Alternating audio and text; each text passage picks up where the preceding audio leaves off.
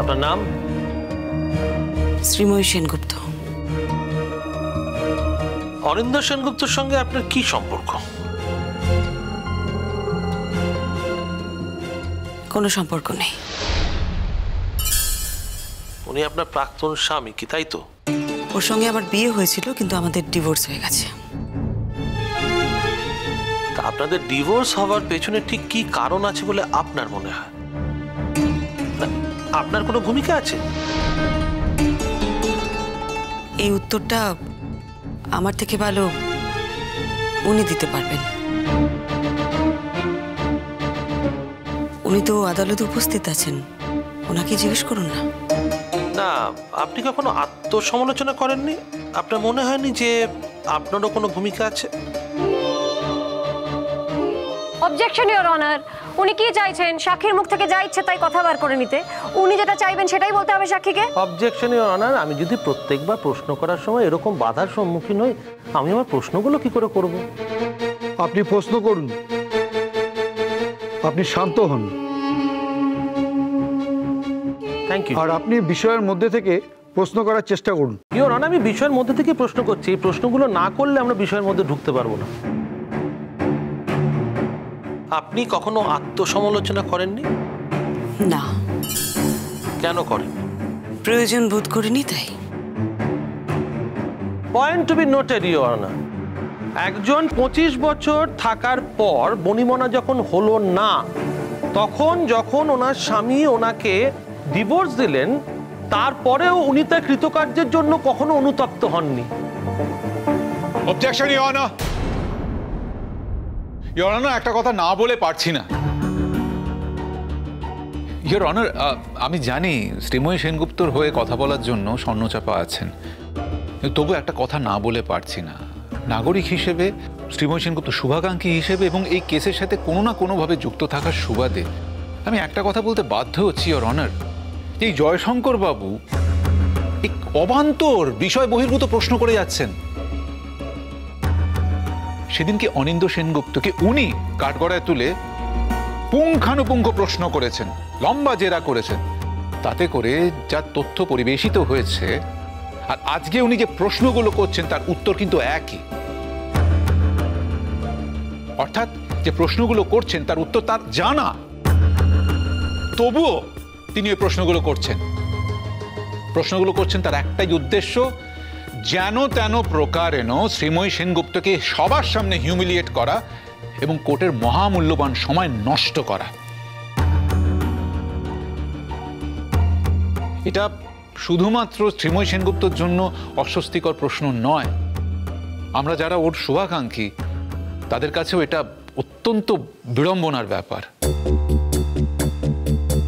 হ্যাঁ your honour, উনি আমার মাকে দোষী প্রমাণ করতে চান বলে নানান প্রশ্ন করছেন যা অনৈতিক, এবং আমরা তার সম্পূর্ণভাবে বিরোধিতা করছি।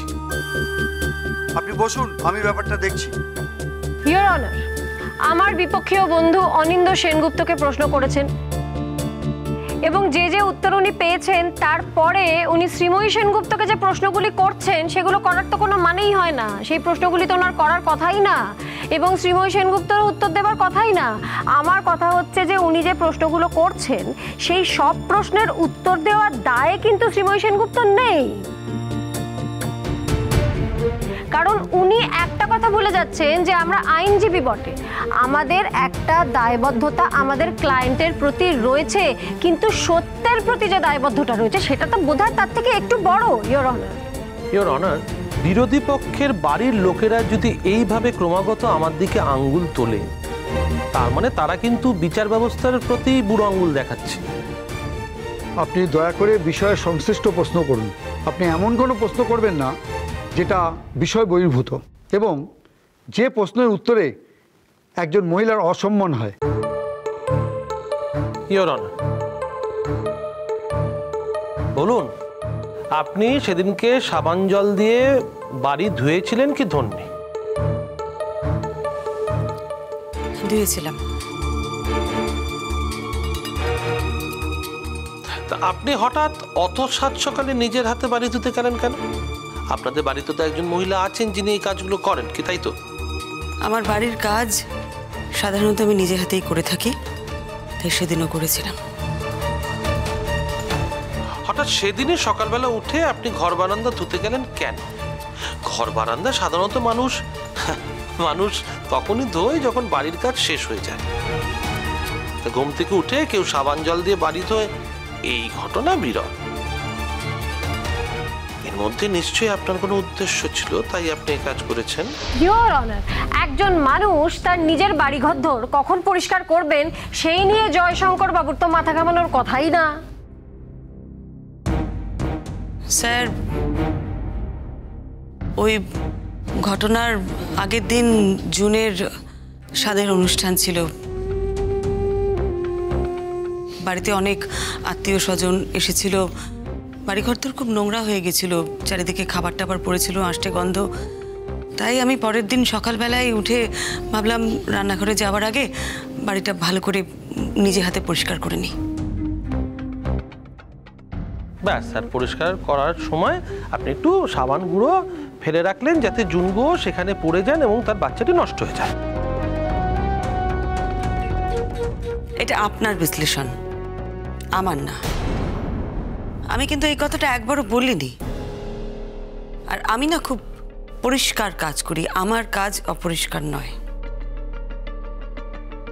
কিন্তু সেদিন আপনি করেছিলেন শ্রীময়ী সেনগুপ্ত, এবং আপনি তো নিজেই পুলিশ স্টেশনে গিয়ে বলেছেন আপনি এই গর্ভস্থ ভ্রূণটিকে খুন করার উদ্দেশ্যেই এই কাজ করেছিলেন। কি বলেননি? আমি পুলিশকে কি বলেছি তার থেকেও বড় কথা হলো আমি আমার জবানবন্দিতে বিচারকের সামনে কি বলেছি। সেখানে এমন কোনো কথা বলা নেই। আপনি আপনার কথা বদলেছেন। হ্যাঁ, তার মানে আপনি মিথ্যা কথা বলেন। এক্ষেত্রে হয়তো বলেছি।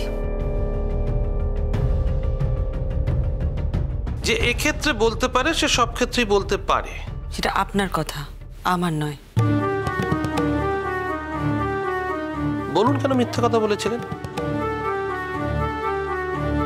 আমার 26 বছরের বিবাহিত জীবনের কথা যদি আপনি একটা প্রশ্নের উত্তরে জানতে চান, সেটা আমার পক্ষে বলা সম্ভব নয়। আসলে আপনি উত্তরই দিতে পারবেন না। অবজেকশন ইওর অনার, উনি এইভাবে চিৎকার করে কি করে কথা বলছেন আমি বুঝতে পারছি না।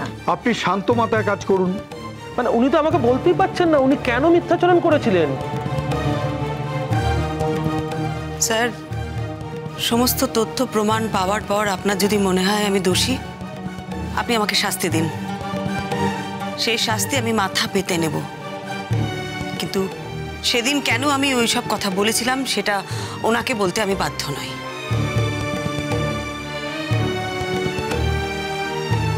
তাহলে দেখছি সোজা আঙ্গুলে ঘি উঠবে না, আঙ্গুলে একটু বেঁকাতে হবে।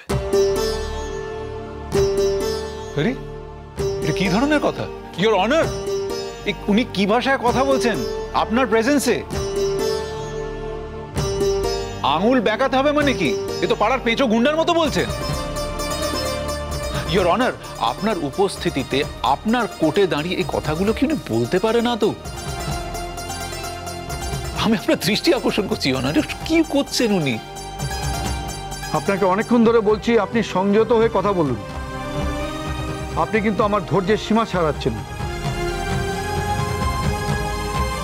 সরি ইওর অনার, উনি যদি সোজাভাবে সমস্ত কথার উত্তর দিয়ে দিতেন তাহলে আপনাকে ধৈর্যের সীমা ছাড়াতে হতো না।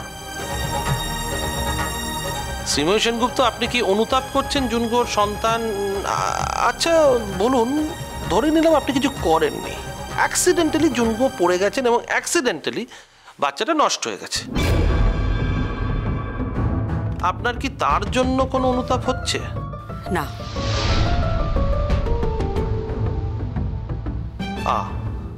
আপনি 3 সন্তানের মা, তবু আপনার জুনগোর জন্য কোনো অনুতাপ হচ্ছে না বলতে চাইছেন? হচ্ছে না তার কারণ জুন গুহের ওই বাচ্চাটার কোনো অস্তিত্বই ছিল না।